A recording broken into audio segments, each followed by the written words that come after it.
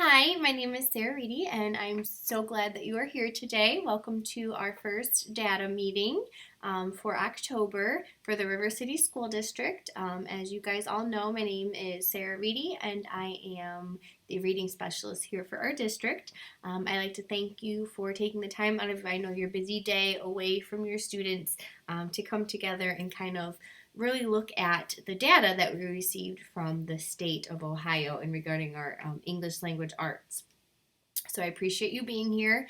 And like I said, it's awesome that we're able to really, when we get data, to really take that data apart and kind of see our strengths and areas that we can focus on improving. Because after all, that's what is one of the great things about data is it can, kind of really guide us in our instruction. So I appreciate you taking the time today. So I want to start off with our agenda. We are going to look at, my mouse. So we're going to look at our agenda here, and I always want to start off with our district mission statement. And as you know, our mission statement is something we just revamped, and it's something that we live by, how we direct our instruction with students. And I wanted to share this because I feel we know that this practice is best for our students, and I feel the same as adults, as for our administration, for teachers, how when we come together and we instruct and we learn, we should take this model with us too. So I'm just going to go over our River City School District. We are igniting minds for the 21st century. It sets the tone to prepare our students to compete in a global society that requires more advanced levels of communication, collaboration, critical thinking, and creative problem solving. And I take that in here. When I develop these meetings, or when you have administration meetings or meetings with your colleagues, we should use this method as well. We need different levels of communication. We need to collaborate together, on areas. Collaborate with your colleagues, collaborate with administration, collaborate when we look through data. And actively engage in our own learning. I don't like to just sit up here and me lead and talk the entire time. I like us to collaborate and work together, and all of us engage and participate. And we know that's how students learn best, and the same thing for us as adults. And we know that this requires a dramatic change in how we educate. And like we said, it's not just the teacher-led discussion, but really getting the students and ourselves involved in the communication and collaboration and all together. So I just want to start our meeting off like that, and how I would love our meetings to go. We all collaborate together and we work together. I also love to start our meetings off, you'll see, with norms, how our meetings should run, what we agree on that they should look like. So I have things that start and end on time. I know your time is valuable. So starting our meeting on time and ending our meeting on time is always my goal. Avoid interrupting others when they are speaking. So we know to be polite, let others finish, and I will always make sure that if you have something you want to share or something input, that you will get your turn as well to share that. And I want you to feel responsible to address different opinions during the meeting. We are not always going to agree. You're not always going to agree with your colleagues, maybe your administration, but we are professionals and we should be able to share those differences. And maybe, you may say something and from your teacher standpoint that I don't see if I'm not in that classroom. So always share your different ideas, and we always want to make sure that we maintain our confidentiality with these differences in the meeting. Who's in the room is who it should stay with. And then always listen respectfully to all ideas. As I said, we may not always agree, but we can respect each other's ideas. If you have any suggestions that you think we could add to our norms list, feel free to share. Okay, and if you think of anything throughout our meeting today, feel free and we can add it to our list as well. So we will go ahead and get started. We're going to head back. So we are here today, we know, to look at our state and district report card in regards to our ELA 5th grade standards. Okay, this is the ELA 5th grade performance on the state test. So I pulled up here, I have, and you have it in your packet, I have the data here in regard to the whole state of Ohio, the public schools who took this Ohio test, the English Language Arts 5th grade test. You can see that this is an Ohio test. This is how many students participated in this test. The average scale score, which we can see is a 719, and the percent proficient in the state of Ohio was 70%. And if you look here, these are the reporting categories. We have reading informational text, reading literary text, and the writing portion. And you can see we have our legend down here. We have our blue is above proficient, our yellow is at or near proficient, and our red is below proficient. So we're going to look at it broken down by the state. We start with our informational text, being able to read and answer questions in regarding this type of text. We have 49% you can see who were above that proficient level, so almost half. And then we have our 33% who are at or near the proficient level, and then our 18% who were below that proficient level. We can see similar results for our literary text. We had 46 who were above the proficient level.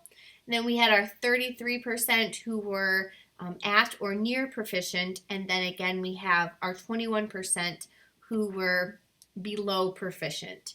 Now, we can also see we have our writing portion, and as we always typically we are finding is the writing section always seems to be the most difficult challenge for students, as it requires a little bit more getting what they're thinking onto pen and paper, their grammatical errors, and all the components of writing. And we can see that they were similar. We had 48% in the state of Ohio who were above proficient.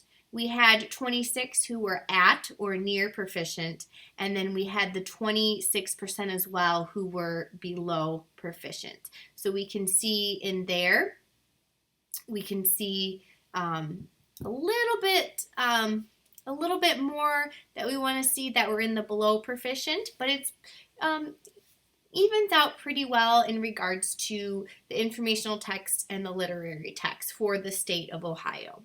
So these are overall, and now we're going to look at our district, all three middle schools, and how they panned out compared to the state of Ohio. So we're going to look at our district, and again I have the same type of data here.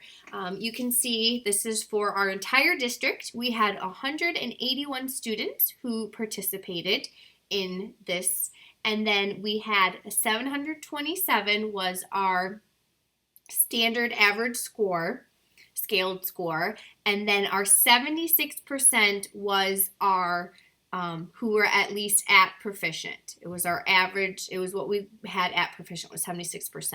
And I just wanted to show you, I want to go back to overall. You can see 70% for the state of Ohio was the percent that were proficient. So you can see that we were 6% above the state of Ohio, which is great. You can also see the state of Ohio's average scale score. It was a 719, and you can see for us, we had our average score being a 727. So you can see we were above that area as well, which is great to see. So great job for that.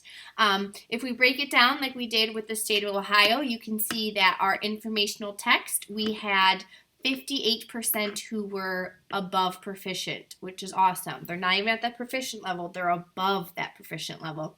We had 31% who were at or near that proficient level. And then we had our 12% who were below that proficient level. Looking at our literary text, we had 54% who were above that proficient level, similar to our informational text. We had our 29% for at or near proficient in our literary text, and then we had the 17% who were below proficient in that area. Our writing, you can see as the state of Ohio, a little bit lower scores in regards to our district performance. We had 45% who were above proficient. We had our 31% who were at or near proficient, and then we had our 24% who were below proficient. So you can see our scores overall compared to the state of Ohio, we measured up very well above the average for the state of Ohio. So awesome job. But now what we're going to look at while you're here is we're going to break that down by building. So I am going through each of our 3 fifth grade buildings, and sharing out the data, and we're going to look then specifically at your building. And we're going to look at our data, and we're going to today focus on, our goal is to focus on one area and one strategy that we can start implementing in the classroom to help our students when it comes to reading text like informational text, literary text, and writing. So we are going to go and look at our current building. So looking at our building-wide data at Wabash Elementary, which is here, you can see we had 59 students who participated in this ELA State of Ohio test. 719, that was our our range, our average, and we had 73% was our above proficient or our proficient rate. So you can see that again, looking back at the State of Ohio score, in those areas we were above what the State of Ohio performed, fifth graders taking that English language arts exam. Breaking it down again, you can see our informational text. We had 49% who were above that proficient. You can see our 35% were at or near proficient. And then again, you have our 16% who were below. Similar scores for our literary text, 50% above, 30% who were at or near, and 20% who were below. Again, you can see in our writing area, just as we showed district-wide and the State of Ohio-wide, where our writing tends to be the struggling point with fifth graders in Ohio as well. 39% were above proficient, our 30% were at or near proficient, and then we had our 31% in our building right now that were below proficient. So, what are we going to do with this data?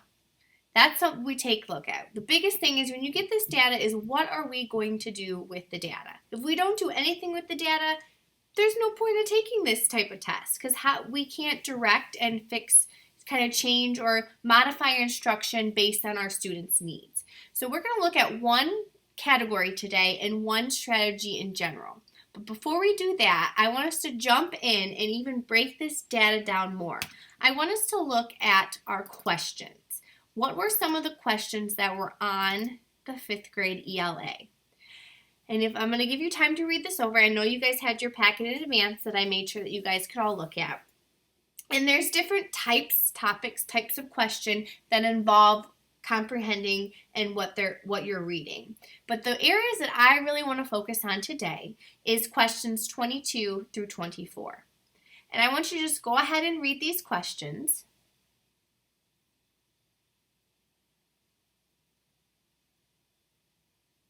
And when you're reading these questions, I want you to look at, when you read these questions, what area of reading do you think that these questions are linked to? Do you think of decoding? Do you think of phonemic awareness? Do you think of vocabulary?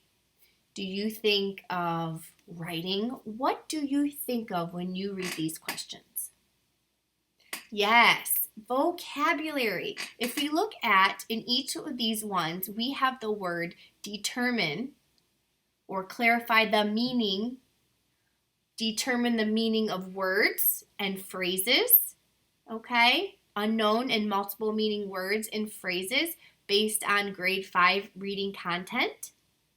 Okay, so you can see that we're focusing on the area of vocabulary. So this is part of what they're expected to do with the fifth grade ELA for the state of Ohio is vocabulary. So that's what we're going to hone in on today is our vocabulary instruction. How is it? What do we do for vocabulary instruction? And what does research tell us? Okay, so now we're going to head out to, I want us to look at our growth. We know that vocabulary and comprehension, they go hand in hand, okay? When we read, vocabulary is an important when reading our achievement and overall growth. However, we are finding through research that even though we know this information, there is a lack of vocabulary instruction across America's schools, okay? So vocabulary, we know, like I said, is so important to reading achievement and to overall school success. But in spite of that research, American schools are not teaching vocabulary instruction as they should.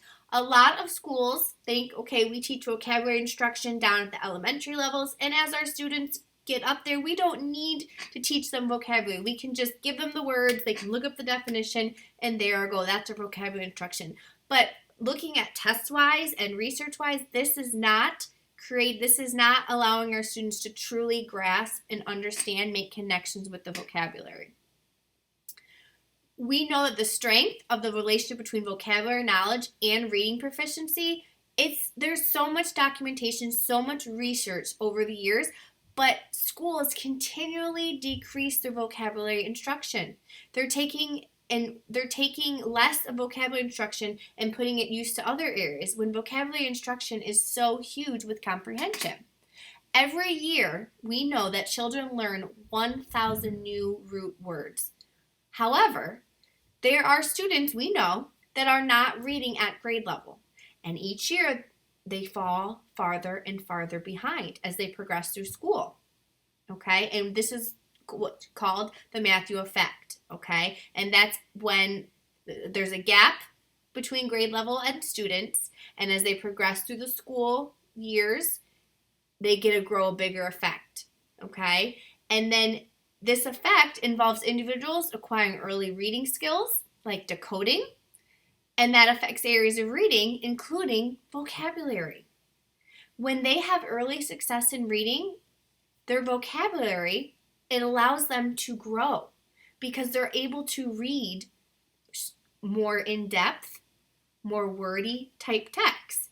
However, when our students are not reading at their grade level, they're not allowed to expand. They're not able to expand their vocabulary. They're not encountering more words because they're still focusing on decoding below their grade level. So what do we do? What do we do in our classroom if we have a student who is not experiencing, who's not encountering those types of vocabulary words? What are we to do as teachers? Because we know how important vocabulary is. So that's what we're here to do today. We're here to talk about what we can do to get our students exposed to this vocabulary, especially when they are a struggling reader. Okay, so what we're going to look at today is a strategy. So one strategy that we're going to go over today is called the Frayer model. The Frayer model involves direct instruction.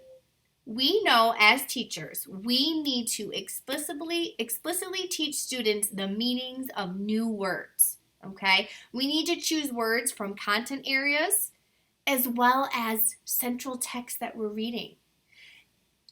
You guys are our English language arts teachers. When you are teaching vocabulary, you don't have to just come from your text. We know a big portion comes from text, but it can also come from math, science, even physical education, music class, bringing in all sorts of vocabulary for students to make meaningful connections and to grow their vocabulary library. New words, when we teach new words, a lot of us, think about it when you were in school and you were learning the vocabulary. I know for me personally, a lot of my vocabulary was taught, here's the word, write down the definition, use the word in a sentence. Now, at the time, I would be able to recall that in a short time frame in my short-term memory, recall it just basically regurgitating for the test. Did I keep most of those words in my long-term memory? No. That was not meaningful. That was just basically write this down, memorize it for the test, and then I don't use it again. I don't make a connection to use it in my real-world setting. So as teachers, we need to explicitly, which is what the Frayer model does, explicitly give instruction, direct instruction. We need to choose words, and we need to give direct instruction. And this comes from the National Reading Panel, and they support vocabulary learning through the Frayer model. Okay, it's based on research by Frayer, Frederick, and Klausmeier. And it showed that when we learn concepts, if we're supported by defining the concept, distinguishing between relevant and irrelevant attributes of the concept, giving examples and non-examples of the concept, listing subordinate and coordinate terms, things that are alike and how they relate, or they're not examples, not examples.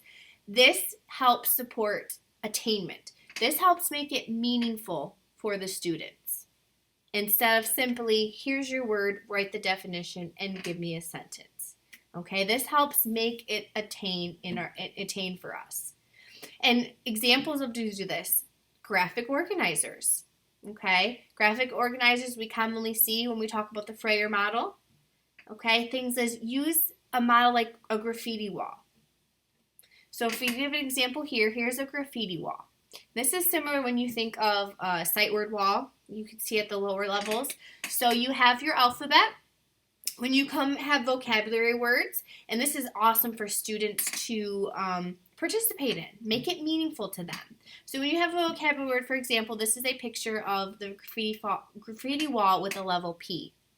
So they have the word, they give examples, they could give sentences, they give illustration, and this is displayed in the room.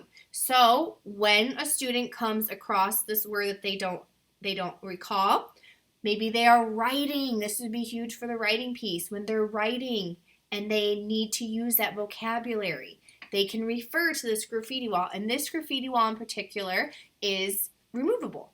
So students can come up, they can take it, they need the word plankton, they can take it off, take it to their desk and work on it and use it as a reference and then put it back up. So you can also make them removable. They're interactive for the students. You can also have a graffiti wall per student. So it's like a little, kind of like a dictionary, but meaningful, made by the student that they can utilize. Again, you're giving explicit teaching with this. You're talking about the illustrations. You have graphics.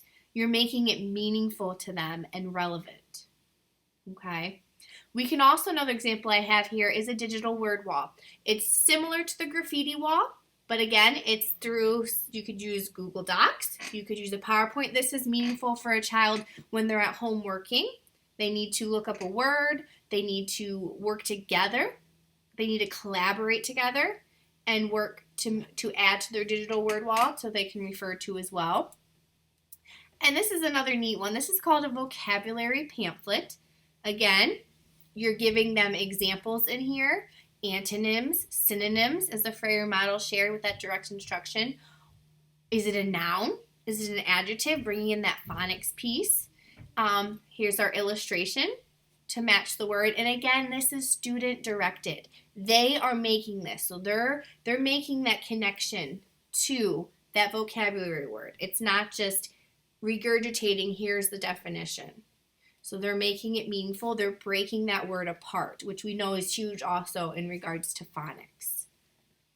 So we need to provide opportunities for students to learn this vocabulary, okay? We know that a lot of students are having trouble retaining this vocabulary because we're not making it and teaching it in the most effective way. Okay, we need to support the students' vocabulary development and give them opportunities to learn this new vocabulary. Make it meaningful for the students is our big push. So as we said, we wanted to define the concepts, talk about irrelevant and relevant attributes, give them examples and non-examples, and we need to listing similar and non-similar terms. You know, how are they alike? How are they not alike? And examples here like graffiti wall, vocabulary pamphlet, digital word wall, so many different things that we can do to give that robust instruction and give that explicit instructions with specific word meanings, the word strategies, and involve students in the process of learning that vocabulary. And with that, giving them, this will give our students who are even our struggling readers, who don't get to see the vocabulary all the time in their reading, we're giving them that exposure and we're making it meaningful to them. Any questions? Or I'm going to give you time when we take our break to come up with activities, maybe practice starting a graffiti wall, vocabulary pamphlets, digital word walls to work on as well.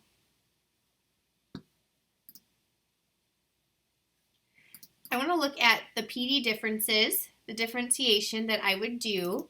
Um, One thing that I would do is I would have the different data in regards to each building, and from there talk about what I see as a district again and what I see per building, and really looking at the data. If the data gave us more broke down per building, you could see building strengths and building areas of improvement, which would be neat for teachers to collaborate together and say, oh, well, this building, their writing was just phenomenal. What are activities that you do? And then this building, we saw that they truly understand the concept of vocabulary, or they truly understand the concept of theme. And that would be a great collaboration to bring the three buildings together and collaborate with what they're doing and what they're seeing in the classroom. But I do know vocabulary is such a huge portion of comprehension that is something that I would stick with all of three buildings, and it would just to keep them on the same wavelength and kind of share out ideas. Maybe in this data meeting, they came up with awesome ideas to add to our vocabulary with explicit instruction. I can share that with the fellow group, and then they come up with ideas as well. So kind of intertwining the three buildings to work more as a collaborative team instead of in their own separate spaces. So I would still stick with the vocabulary portion, and then if the data was broken down even more specifically per building, then I could go off of, okay, well, this building is doing awesome with vocabulary. Let's share out what you're doing. So that is how I would differentiate.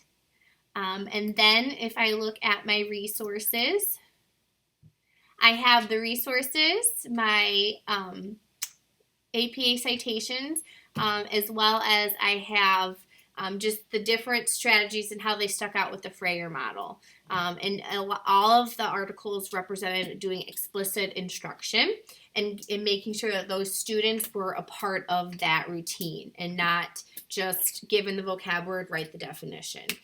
So I have that down there as well.